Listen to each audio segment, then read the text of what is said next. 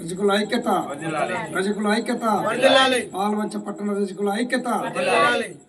నమస్కారం, నా పేరు ముదిగుండ రాంబాబు, భద్రాద్రి కొత్తగూడెం జిల్లా రజక వృత్తాల సంఘం జిల్లా అధ్యక్షుడిని.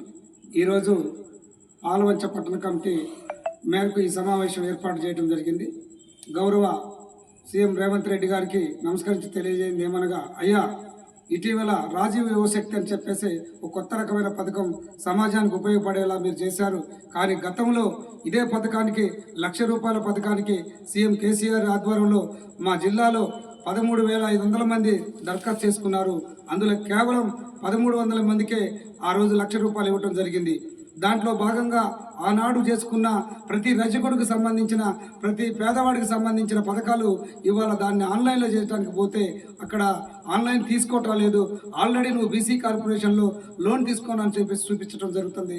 కావున తమను గుర్తించాల్సింది ఏంటంటే, ఈ పథకాన్ని రాజీవ్ యువశక్తిలోకి ఎలిజిబుల్ లిస్టుని మార్చడం అన్నా చేయాలి.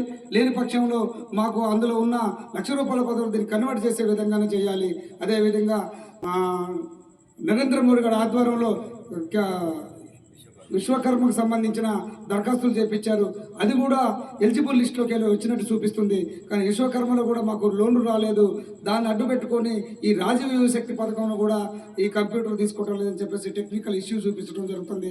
కావున ఈ సమస్యను కూడా గౌరవ కలెక్టర్ గారు పరిష్కరించి ఇక్కడున్న రజకులకి ఇతర సామాజిక వర్గాలకి ఉపయోగపడేదాకా పథకాన్ని మా అందరికి ఉపయోగపడే విధంగా మాట్లాడటమా, లేని పక్షంలో దాంట్లో కన్వర్ట్ చేయటం అని చెప్పేసి గౌరవ కలెక్టర్ గారు ఆలోచించాలని చెప్పేసి ఈ కమిటీగా మేము మీకు డిమాండ్ చేస్తున్నాం, తెలియపరుస్తున్నాం. లేని పక్షంలో గతంలో చేసిన ₹1,00,000 పథకం సంబంధించిన వాళ్ళందరినీ ఏకతాటికి తీసుకొచ్చి తమ దగ్గర కలెక్టర్ ఆందోళన చేసే పరిస్థితి తీసుకొస్తామని చెప్పేసి తెలియజేయడం జరుగుతుంది. జై రజక, జై రజక.